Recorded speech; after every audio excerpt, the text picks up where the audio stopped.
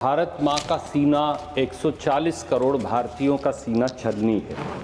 सपने जमी पर, हाथ में हथकड़ी, पाँव में जंजीर, स्वाभिमान जो है वो धूमिल होता हुआ। So yes, I know 104 people came back in 2014. I also know that 5 to 7 times that number came back in 2009, 10, 11, 12, 13, 14. जिसके घर पे मीटर की रीडिंग 600 से कम है उसको बिजली का बिल 0 आएगा।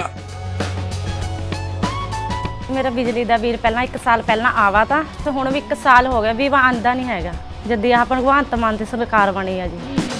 ਮੁੰਡਾ ਸਾਨੂੰ ਛੋਟਾ ਕਹਿੰਦਾ ਪਿਛਲੀ ਵਾਰੀ ਬਿੱਲ ਕਿੰਨਾ ਆਇਆ ਤਾਂ ਮਾਂ 3500 ਰੁਪਈਆ ਕਹਿੰਦਾ ਐਤਕੀ 0 ਆਇਆ। ਮਾਂ ਫੇ ਐਸਾ ਮੁੱਖ ਮੰਤਰੀ पूरे इंडिया में बनना चाहिए।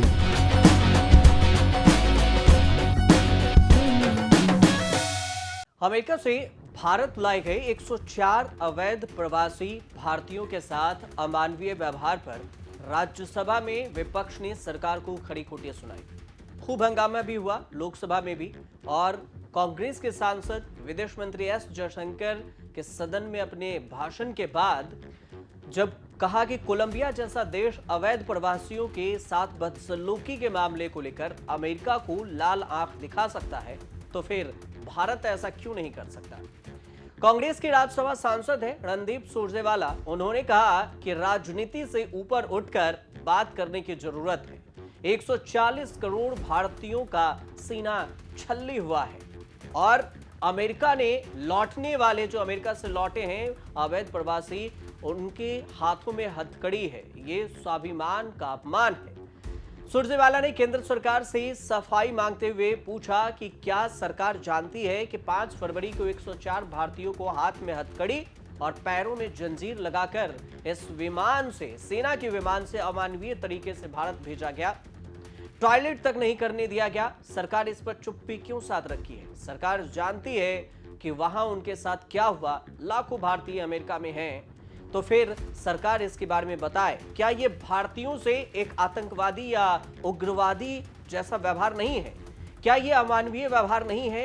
सरकार इस पर अपनी टिप्पणी रखे। रणदीप सुरजेवाला आगे ये भी कहते हैं कि क्या अब की बार ट्रंप सरकार नमस्ते ट्रंप जैसे कार्यक्रम पर 100 करोड़ रुपया खर्च करने वाली सरकार उनके गले पड़ने वाली सरकार से ये समझती है कि ये 7.25 लाख लोग इसलिए गए क्योंकि 2 करोड़ रोजगार हर साल देने का वादा करने वाली जो केंद्र की सरकार मोदी सरकार थी वो रोटी भी नहीं दे पाई। मजबूरन पत्नी के गहने बेचकर, 1 एकड़ जमीन बेचकर, तो कोई घर मकान गिरवी रखकर लोग मजबूरन अमेरिका चले गए। कांग्रेस सांसद का यह भी कहना है कि सरकार से आखिरी सफाई में कि जब कोलंबिया जैसा छोटा सा मुल्क और उसके राष्ट्रपति लाल आंख दिखा सकता है अमेरिका को, तो अपने नागरिकों को बेइज्जती का, अपमान करने का सही मांग कर सकता है, तो फिर भारत क्यों नहीं कर रहा है? शुक्रिया सभापति जी। मौजूदा विषय जो विदेश मंत्री जी ने उठाया, आज राजनीति से ऊपर उठकर भारत माँ का सीना 140 करोड़ भारतीयों का सीना छलनी है। सपने जमी पर, हाथ में हथकड़ी, पाँव में जंजीर, स्वाभिमान जो है वो धूमिल होता हुआ।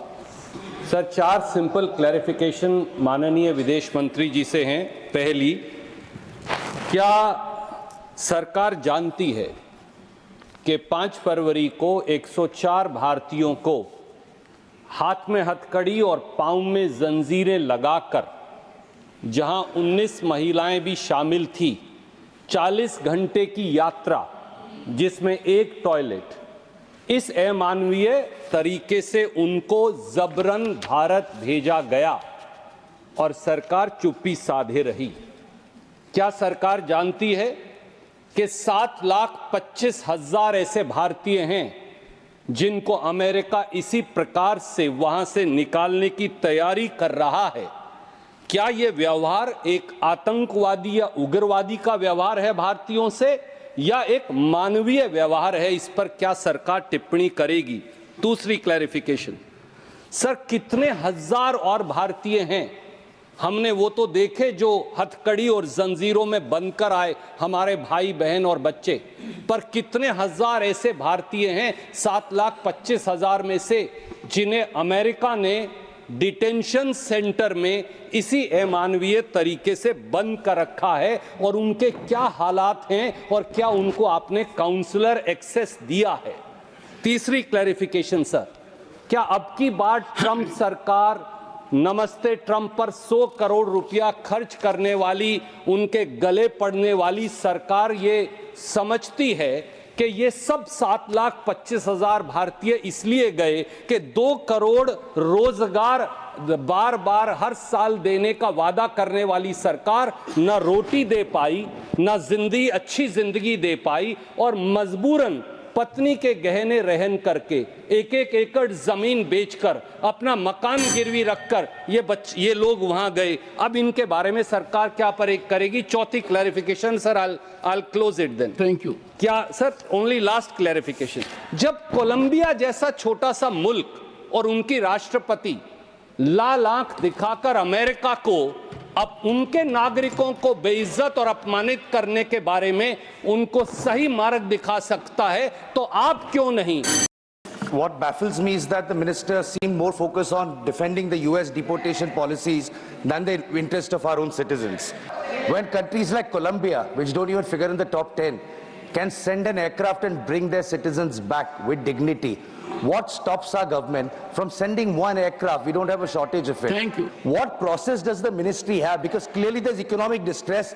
They're running away from the country for search of better opportunities. How is the ministry, beyond protector of immigrants, which doesn't do much, how is the ministry ensuring that so many Indian citizens don't have to risk their lives to run away from a failing economy and go to other countries illegally, sir? Thank you. सवाल ये उठा कि Colombia ने किया क्या था। Colombia की सरकार ने अवैध कोलंबियाई प्रवासियों से भरी अमेरिकी सेना की जो फ्लाइट्स लैंड करने वाली थी कोलंबिया में, उसे लैंड नहीं होने दिया। राष्ट्रपति गुस्तावी पेट्रो ने कहा कि यह व्यवहार ठीक नहीं है ट्रंप का। अमेरिकी प्रवासी के साथ अपराधियों की तरह बर्ताव कर रहे हैं, जो कि होने नहीं देंगे। सिविल विमानों से ही प्रवासियों को कोलंबिया आने दिया जाएगा। प्रवासियों के साथ सम्मान और गरिमा के साथ व्यवहार किया जाना चाहिए। इस वजह से कोलंबिया ने वो विमान लौटा दिया। राष्ट्रपति पेट्रो ने कहा कि 15,660 अमेरिकी नागरिक कोलंबिया में अवैध तरीके से रहते हैं, लेकिन हमने तो ऐसा नहीं किया। अमेरिकी सेना के जो विमान है उसे हम स्वीकार नहीं करते हैं। और यही बात कहते हुए कोलंबिया ने विमान लौटाया। बाद में कोलंबिया ने अपने नागरिकों को वापस लाने के लिए प्रेसिडेंशियल विमान ड्रोग्रास भेजा था। कोलंबिया के राष्ट्रपति का कहना है कि वह बेहद ही सम्मान के साथ अपने नागरिकों को वापस लाएंगे। लेकिन अब जब ट्रंप ने कोलंबिया पर ट्रैफिक और फिर ट्रैवल बैन किया, इसके जवाब में कोलंबिया ने भी अमेरिका पर ट्रैफिक लगा दिया।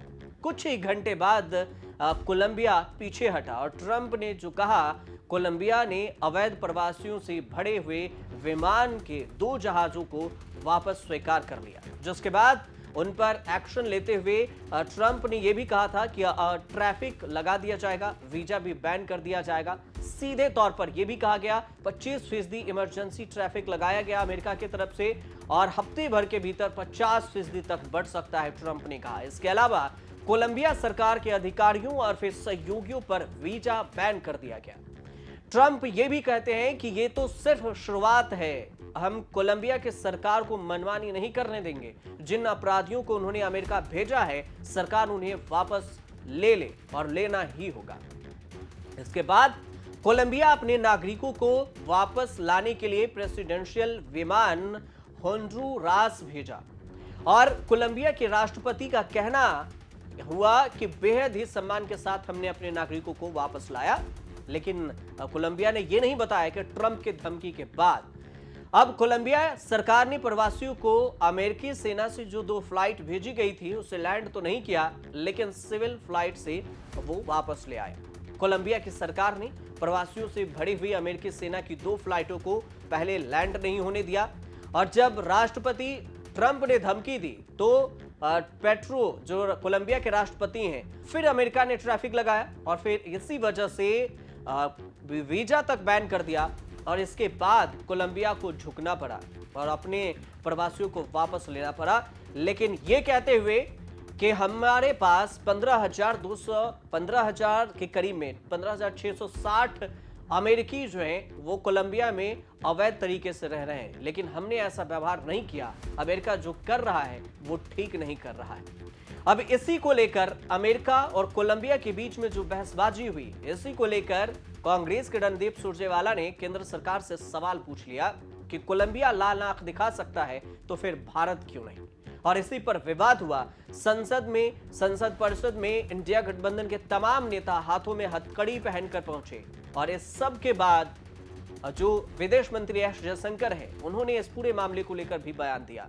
वो बयान भी आप थोड़ा सुन लीजिए कि क्या कुछ कहा। The first issue which was raised by Mr. Surjewala, he said, do you know that 104 people were brought back yesterday? Of course we know. We were the people who verified the nationality. We were the people who gave the aircraft clearance for the flight to know. So yes, I know 104 people came back in 2014.